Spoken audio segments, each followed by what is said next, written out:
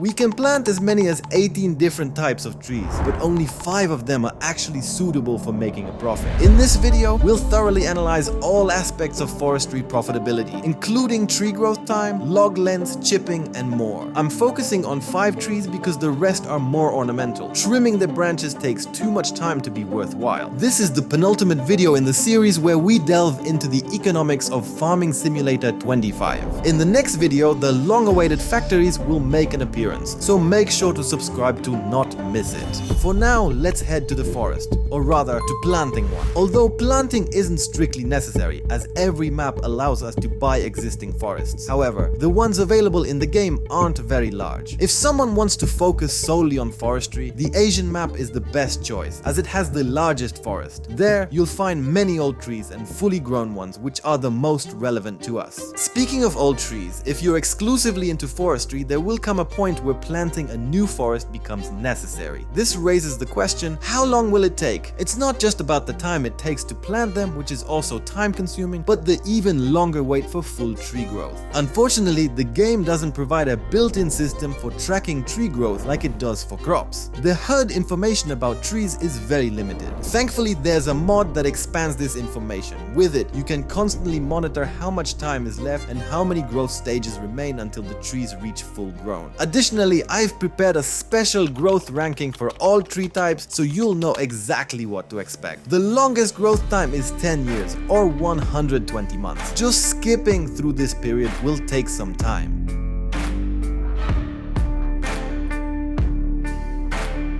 The apple tree grows the fastest, although it's one of the trees that can't be harvested automatically. Instead of waiting literal years for trees to grow, you can purchase them fully grown, but we'll address that later in the video after analyzing the overall profitability. It's also worth noting the aspect of randomness, or rather its absence in the forest. In the game, we have 18 tree species, but their structure, such as spacing and the number of branches, is identical within a given species. In reality, these parameters would vary between trees. While the lack of randomness can sometimes be an advantage, it introduces a certain monotony.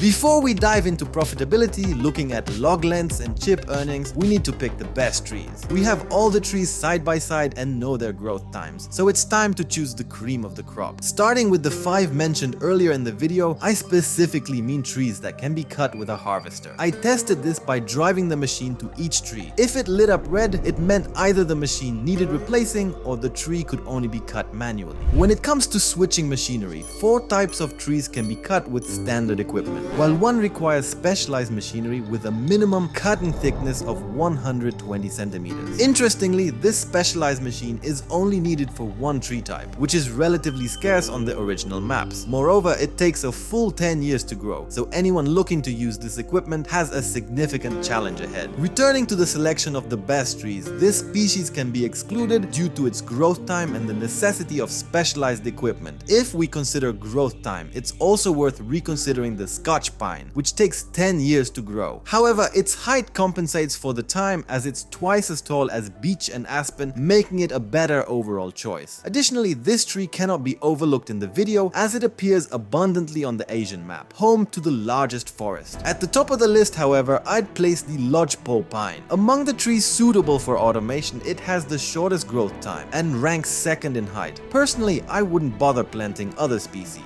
Experienced players who have spent any time in the forest know that the length of logs for sale is critical. It's not profitable to sell either small pieces or entire logs. The question is, what is the optimal log length? I decided to test this with 2 trees, lodgepole pine and Scotch pine. I conducted the test by cutting each tree into all available lengths in the machinery, from the smallest 2.5 meter pieces to the maximum length of the entire tree. For the Scotch pine, the maximum log length was 38.5 meters, while for the lodgepole pine, it was 34.7 meters. The results are now displayed in front of you, but on their own they don't say much. To determine actual profitability, we need to calculate the price per meter of log.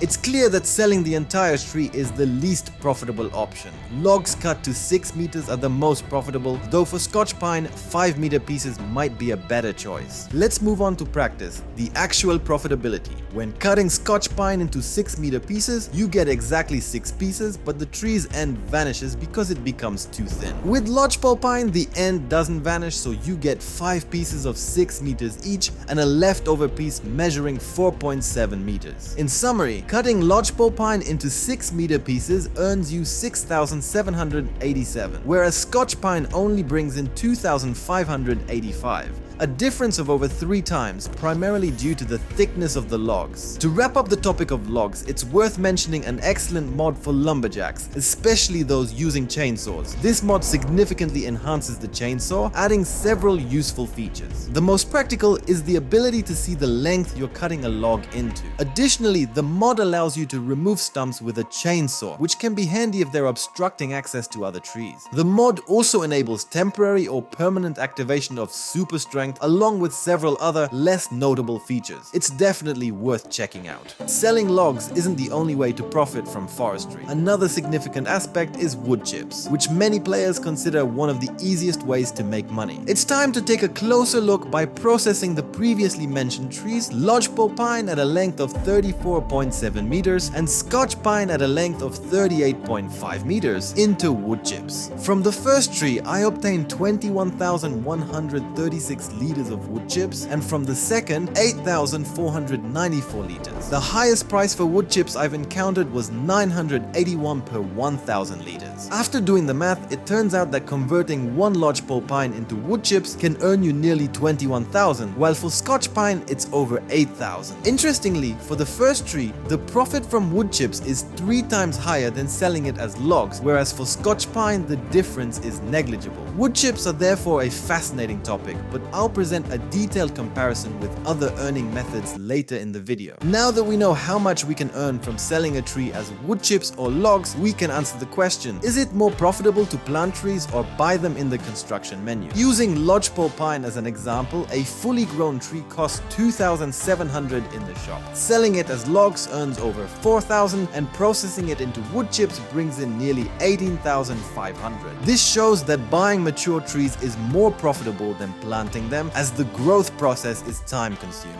Of course, constructing mature trees takes away some of the fun and realism, but in this video, we're focusing solely on economic factors. Speaking of purely economic factors, it's worth comparing earnings per hectare, similar to crops or animals. For trees, this might not be as obvious, especially since the game allows you to continuously cut and construct new trees in their place. Nevertheless, out of curiosity, I checked how many trees could be planted on a tenor test field, which I've used in previous videos. On that field, I fit 45 trees. Scaling this up to a hectare, the number could range from 450 to 500 trees, depending on their arrangement. Assuming the maximum number of 500 trees per hectare, the earnings from lodgepole pine would be nearly 3.5 million from logs and over 10.5 million from wood chips. These are staggering figures, making it hard to compare the profitability of a forested hectare with animals or crops. At the same time, it's worth noting that harvesting 500 trees is no simple task and requires a significant amount of effort. The topic of production chains will be discussed in more detail in the next episode, but in this one, let's focus on a different aspect: how many liters trees provide to our factories. It's not as straightforward as it might seem, and is certainly not a simple conversion, like the same amount as wood chips. I decided to conduct a triple test using a lodgepole pine tree. By triple test, I mean 3 different scenarios: adding the tree to the factory whole without leaves,